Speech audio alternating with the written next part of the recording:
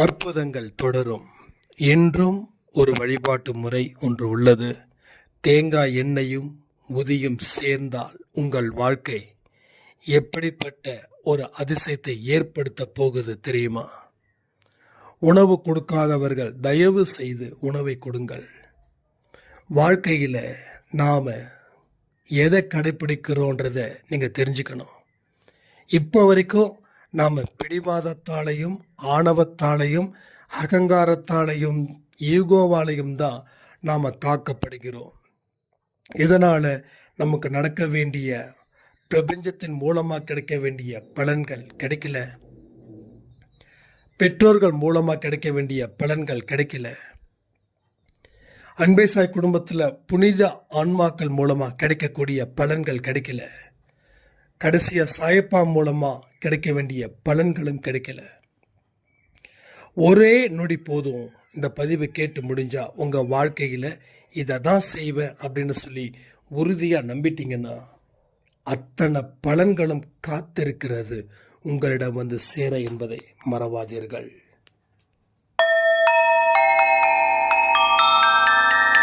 ஓம் சாயிரா சாயிரா, ஓம் சாயிரா சாயிரா, ஓம் சாயிரா சாயிரா, அன்பே சாயிரா, பேரன்பே சாயிரா, அகிலம் தளிக்க ஆத்மா விழிக்க அனுதினம் சாயிரா, எங்கள் அன்பே சாயிரா.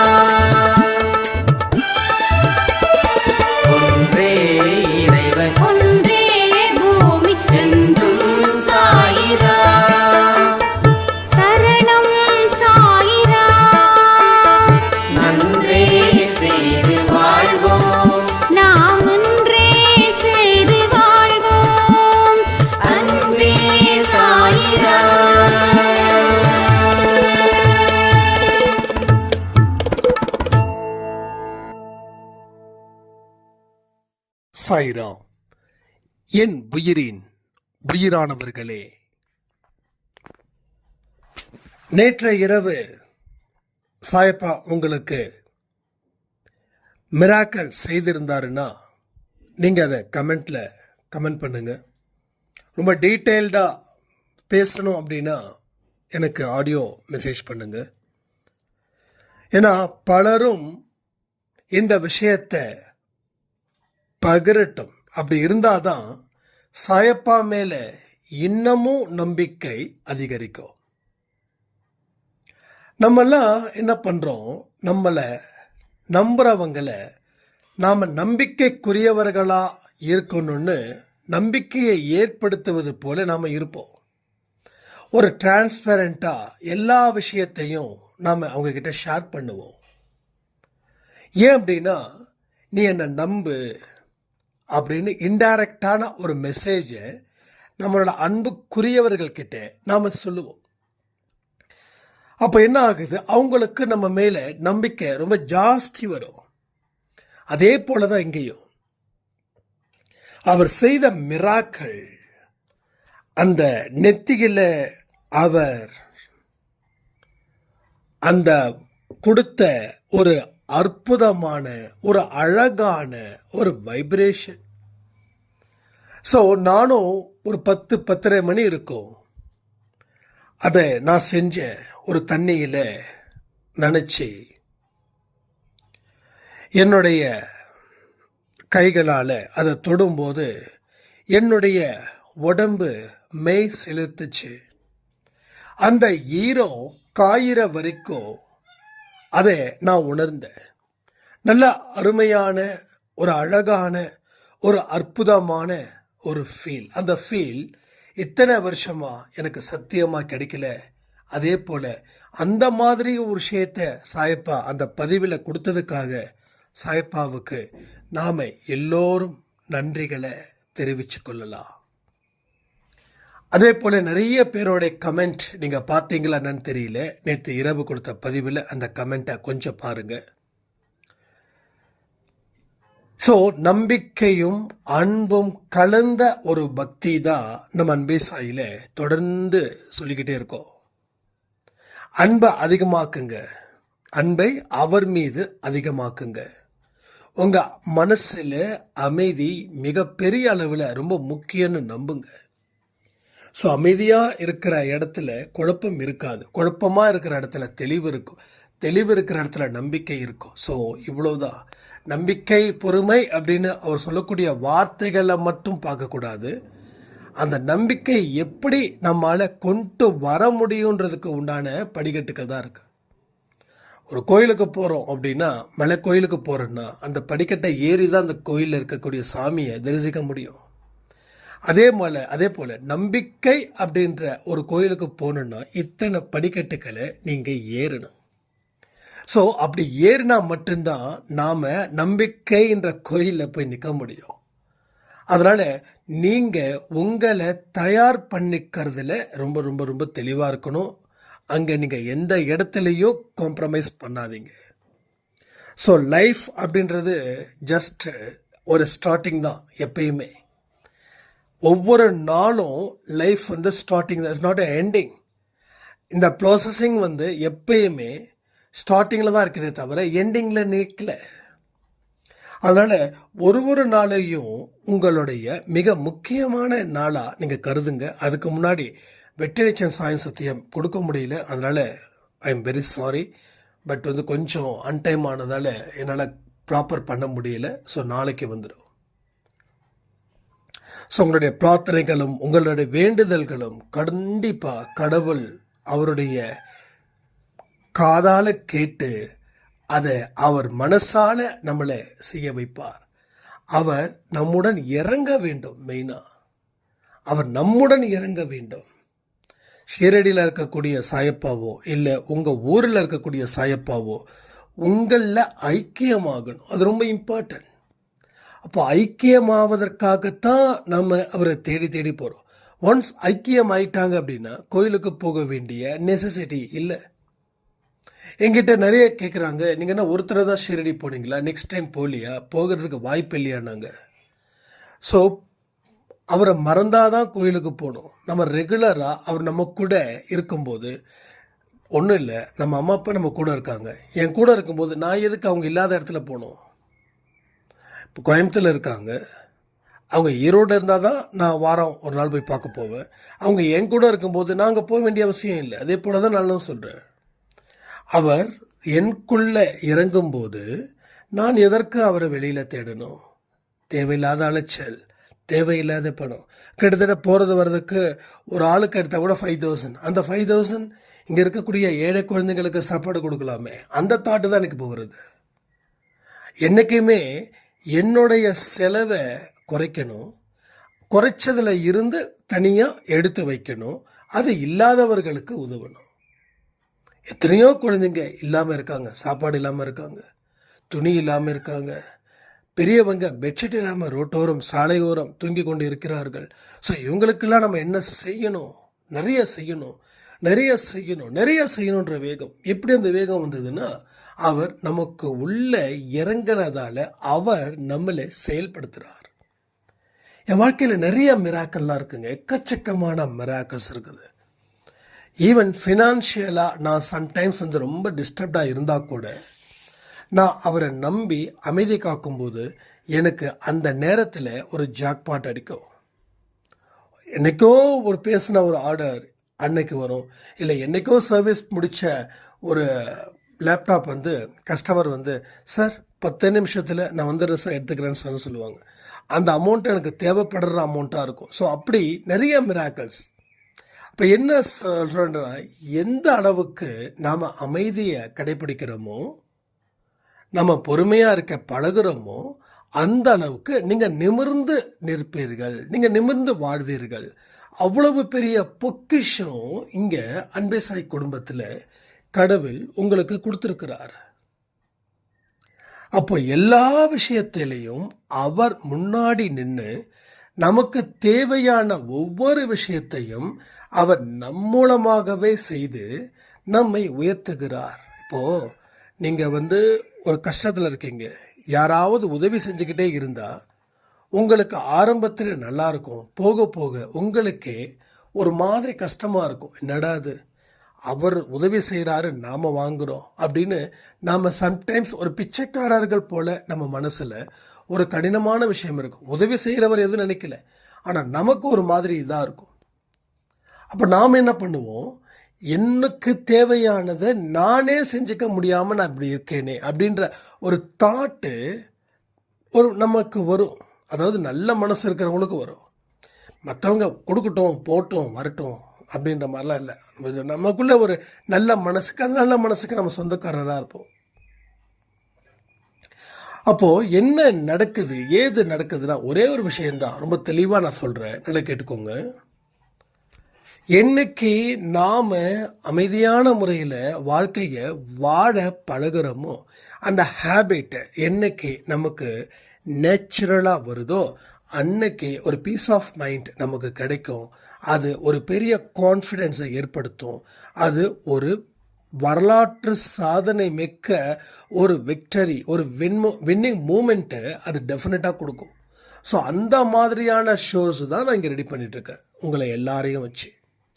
என்னுடைய எக்ஸ்பீரியன்ஸ், உங்கள் எக்ஸ்பீரியன்ஸ், கடவுள் கொடுத்த அவர் கொடுத்த ஒரு இன்டென்ஷன், அவர் கொடுத்த ஒரு கருத்து, அவர் கொடுத்த ஒரு வாழ்வியல் முறை எல்லாத்தையும் மிக்ஸ் பண்ணி இங்கே நாம் செய்கிறோம். ஸோ ஒரு வெஜிடபிள் பிரியாணி அப்படின்னா என்ன, நிறைய காயெலாம் போட்டு செய்கிறது போல் எல்லோரும் சேர்ந்த ஒரு கலவை தான் இந்த அன்பே சாய் பதிவு. அவர் ஒரு ஐடியா கொடுக்குறாரு, அந்த ஐடியாவை வச்சு நம்ம நிறைய எக்ஸாம்பிள்ஸை உருவாக்குறோம். ஏன் எக்ஸாம்பிள் உருவாக்குறோன்னா, அப்போ தான் உங்களால் கரெக்டாக பர்மனெண்ட்டாக ஸ்டே பண்ண முடியும்.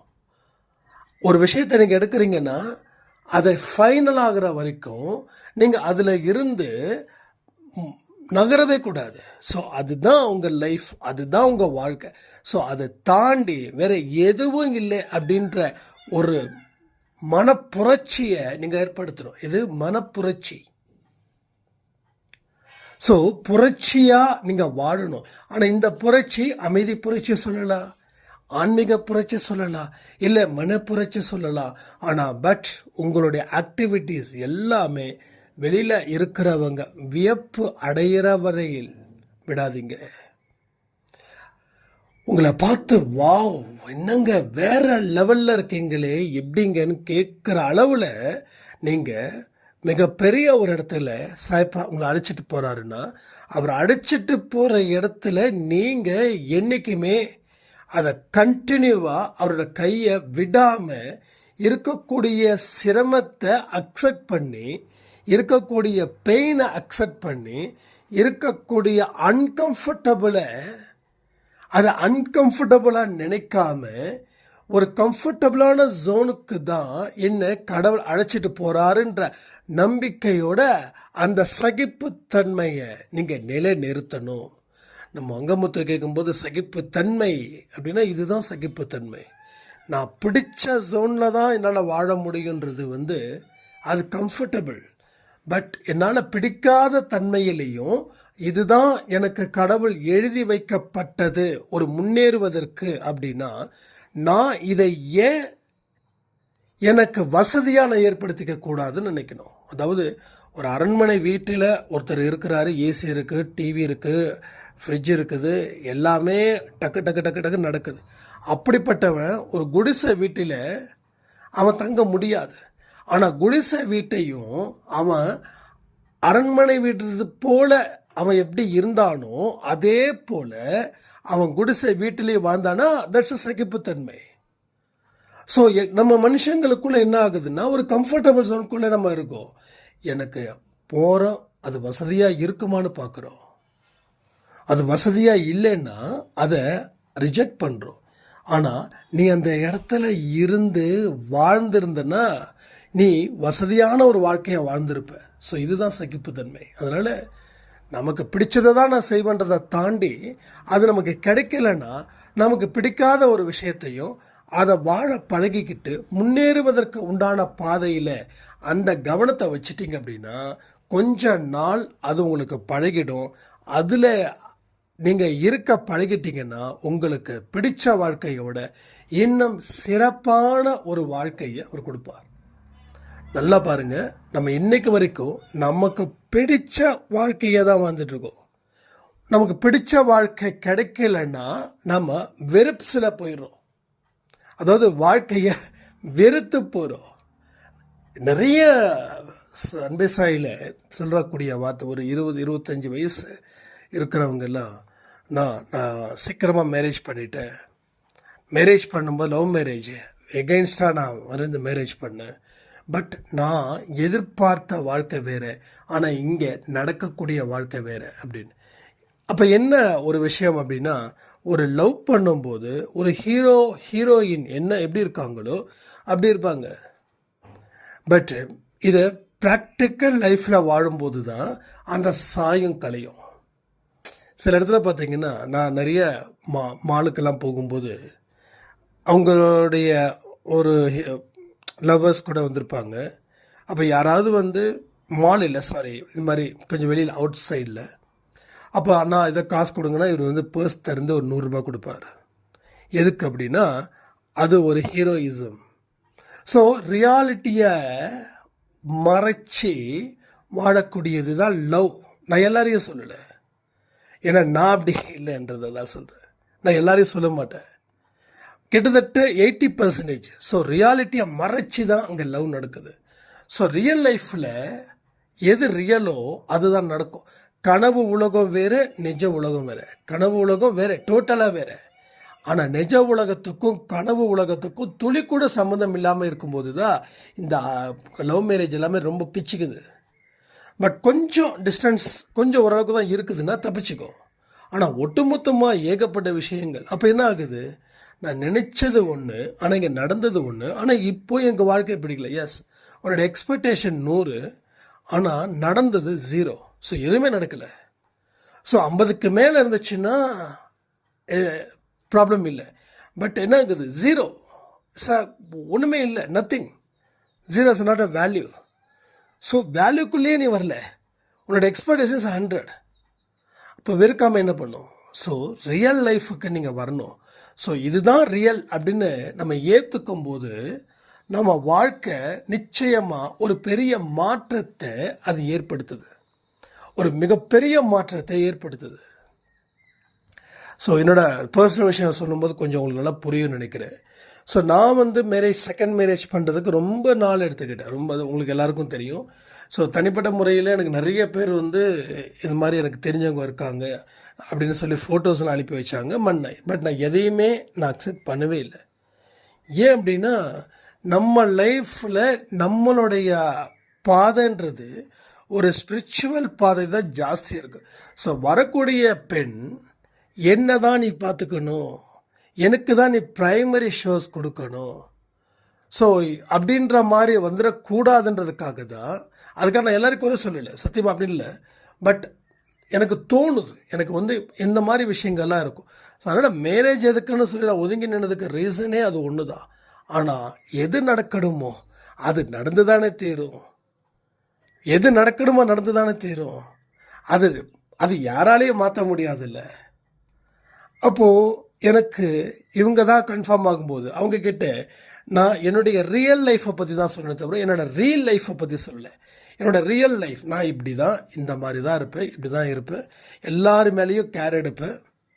என்னை பொறுத்த வரைக்கும் அன்பே சாய் குடும்பம் அந்த இடத்துல தான் ஒன்றையும் வைப்பேன். ஸோ ஒன்றை ப்ரைமரியாக வச்சுக்கிட்டு மற்றவங்களை செகண்டரியாக வைக்க மாட்டேன். இதெல்லாம் ஓகேவான்னு சொல்லி கிட்டத்தட்ட 1.5 வருஷம், நல்லா புரிஞ்சுக்கோங்க, 1.5 வருஷம், 1 இயராவது இருக்கும். இது 1.5 வருஷமாக 1 இயராவது இருக்கும். இதை வந்து நம்ம அப்பப்போ சொல்லி இப்படி தான் என்னுடைய ரியல் கோபத்தையும் காட்டுவேன், என்னோடய ரியல் பாசத்தையும் காட்டுவேன். ஸோ இதெல்லாம் சொல்லும்போது, இதெல்லாம் செய்யும்போது அவங்களுக்குள்ள ஒரு அக்செப்டன்ஸ் வரும்போது, இப்போ நான் என்ன ரிஃப்ளெக்ட் பண்ணாலும் அவங்களுக்கு அது பெருசாக ஒன்றும் பாதிக்கிறது இல்லை. ஸோ என்ன மாதிரியே நீங்கள் இருக்கணும்னு நான் சொல்ல வரல. என்ன மாதிரி இருக்க அதில் இருக்கக்கூடிய ஒரு நல்ல விஷயத்தை யோசித்து பாருங்கள். அதுக்கப்புறமா நீங்கள் முடிவு பண்ணுங்கள். ஏன்னா இங்கே நான் ஒன்றும் ஹீரோ கிடையாது. ஸோ நான் சாயப்பாவுடைய உண்மையாக சொல்லணுன்னா, நான் சாயப்பாவுடைய ஒரு வேலைக்காரன், ஒரு சேவகன், அவ்வளோதான். எனக்கு கொடுக்கக்கூடிய பாத்திரத்தை நான் சரியாக பயன்படுத்திக்கணும். அதே போல் தான் உங்களுக்கு ஒதுக்கப்பட்ட பாத்திரம், உங்களுக்கு கொடுக்கப்பட்ட பாத்திரத்தை, கேரக்டர்ஸை நீங்கள் சரியாக ப்ளே பண்ணுங்கள். உங்கள் என்ன கடமையில் இருக்கீங்களோ அதை சரியாக செய்யுங்க. அது இப்படி ஆயிடுச்சு அப்படி ஆயிடுச்சு, நான் பாத்திரம் தான் விளக்கிட்டு இருக்கேன், வீடு தான் கூட்டிகிட்டு இருக்கேன், என் திறமை என்ன, நான் என்ன, அப்படி இப்படின்னு சொல்லி தயவு செய்து சொல்கிறேன். நீங்கள் அதை நினச்சி இதிலேருந்து விலகிடாதீங்க. இதை சரி பண்ணுங்க. உங்களுக்கு தர வேண்டியதும் கொடுக்க வேண்டியதும் ஆட்டோமேட்டிக்காக நல்லபடியாக வந்து சேரும்ன்றது உண்மை. அதே போல் இன்னொரு பெரிய ஒரு மிராக்கிளும் சொல்கிறேன். அம்மாவுக்கு வந்து ரொம்ப இந்த டேப்லெட்ஸை சாப்பிட்ட உடனே ஒரு மாதிரி ரொம்ப பிபி நார்மலாக இருக்குது, சுகர் நார்மலாக இருக்குது, ஆனால் டயர்ட்னஸ் ரொம்ப ஜாஸ்தியாக. ஸோ அவரை பார்க்கும்போது ரொம்ப கஷ்டமாக இருந்தது. கிட்டத்தட்ட நல்லா தூங்குறாங்க. அப்பாவுக்கு வர என்னடா தூங்கிட்டே இருக்காங்கன்னு. அப்பாவுக்கு அம்மா மேலே ரொம்ப கொல்ல பெரியும், ரொம்ப பாசம். ஸோ வந்து எனக்கு இந்த ஆடியோ கொடுத்துட்டு அதுக்கப்புறம் பார்த்த உடனே ரொம்ப டல்லாகவே இருந்தாங்க. நான் அதான் சொன்னேன், சாய்ப்பாட்டை வந்து ஒரு ப்ரே பண்ணிவிட்டு நான் என்ன பண்ணேன், தேங்காய் எண்ணெய் இருக்குல்ல, நம்ம ஏற்கனவே இந்த சிஸ்டமேட்டிக் பண்ணியிருந்தோம், அது நான் சரியாக பண்ணுறதில்ல, இனிமேல் ரெகுலராக பண்ணான்ருக்கேன். அந்த தேங்காய் எண்ணெயை அம்மாவோட நெத்தியில் வச்சு பிரார்த்தனை பண்ணேன். சாய்ப்பா, இது நீ கொடுத்த மருந்து, நீ கொடுத்தது, இவங்களுடைய பலகீனத்தை நீ இந்த நிமிஷம் தூக்கி எறியணும். இனி நடக்க வேண்டிய ஒவ்வொரு விஷயமும் அவங்களுக்கு நல்ல ஆரோக்கியமாக இருக்கணும். அவங்களுடைய மைண்டில் இருக்கக்கூடிய டயர்டு, பேனிக், குழப்பம், இதை எல்லாத்தையும் தூக்கி போடுங்க. அவங்களுக்கு ஆரோக்கியத்துக்கு என்னென்ன வழிகள் சேர்க்கணுமோ அத்தனை வழிகளையும் சேர்த்துக்கன்னு சொல்லி அந்த தேங்காய் எண்ணெயை வச்சு அதுக்கு மேலே உதி வச்சு அம்மாட்ட சொன்னேன், இன்னும் 1/2 hour நீங்கள் நல்லா ஆக்டிவாக இருப்பீங்கன்னு. கரெக்டாக 1/2 hour கழித்து போய் பார்த்தா மம்மி நல்ல ஆக்டிவாக, கண்ணெல்லாம் பளிச்சுன்னு தர்ற மாதிரி. என்னென்னா, அவர் மீது நம்பிக்கை வைத்து நீங்கள் என்னெல்லாம் கேட்குறீங்களோ அது 100க்கு 100 அவர் கொண்டு வந்து சேர்ப்பார்ன்றது நிச்சயம். நான் திரும்பவும் சொல்கிறேன், மறுபடியும் அதை நம்ம பழகுவோம். எப்பெல்லாம் காலையில் குளிக்கிறீங்களோ அப்போது தேங்காய் எண்ணெயில் ஒரு சொட்டு விரலில் வச்சு அந்த இடத்துல உங்களுக்கு என்னென்ன தேவைகள் இருக்கோ அதை சாய்ப்பாகவே வைக்கிறது போல் அந்த தேங்காய் எண்ணெயை வச்சு அதுக்கு மேலே அந்த உதியை வைங்க. சரியா? இதை ரெகுலரைஸ் பண்ணுங்கள். காலையிலையும் பண்ணுங்கள், ஈவினிங்கும் பண்ணுங்கள். எப்பயுமே உதி வைக்கும்போது இதை சேர்த்து வச்சு பண்ணுங்கள். ஒரு ப்ரேயரோடு பண்ணுங்கள் உதி. ஓகேவா? சும்மா அப்படி கிழிச்சிக்க வேண்டாம். ஒரு ஒரு ப்ரேயரோடு பண்ணுங்கள். அன்பே சாய் குடும்பத்தை பற்றியும் எத்தனையோ பேர் வந்து ரொம்ப பலகீனமாக இருக்காங்க. எத்தனையோ பேர், நிறைய பேருங்க.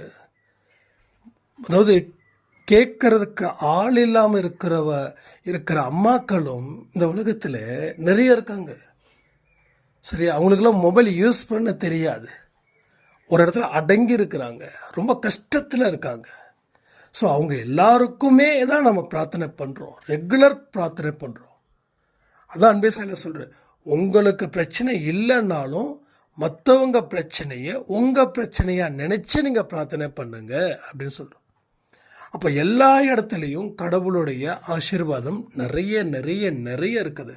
அதை யாராலையும் தடுத்து நிறுத்தவே முடியாது.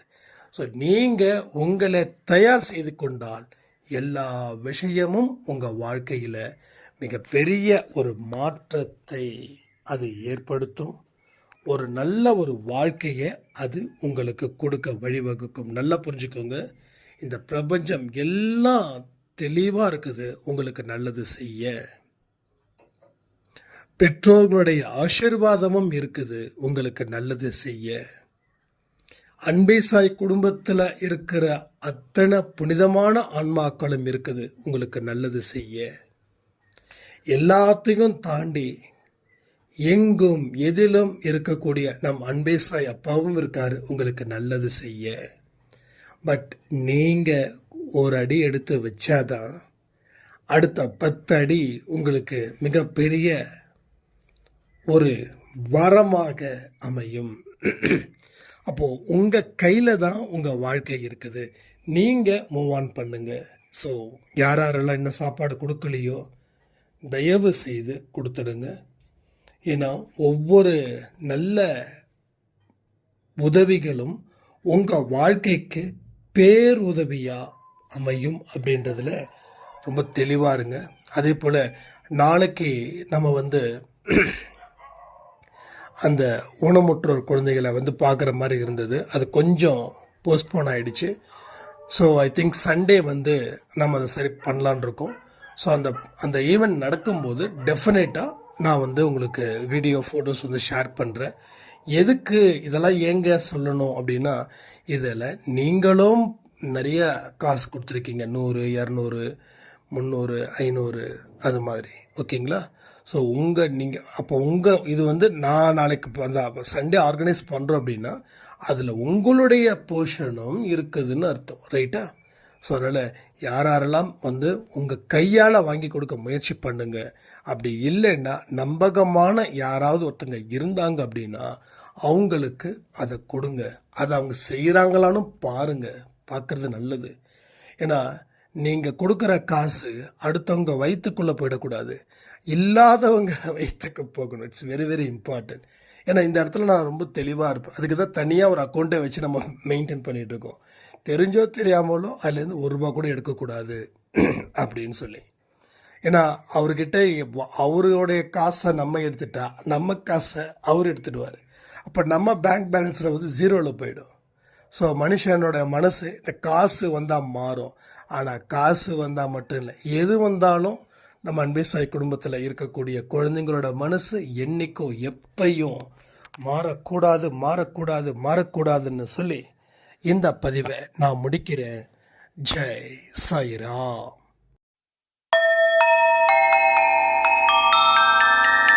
ஓம் சாயிரா.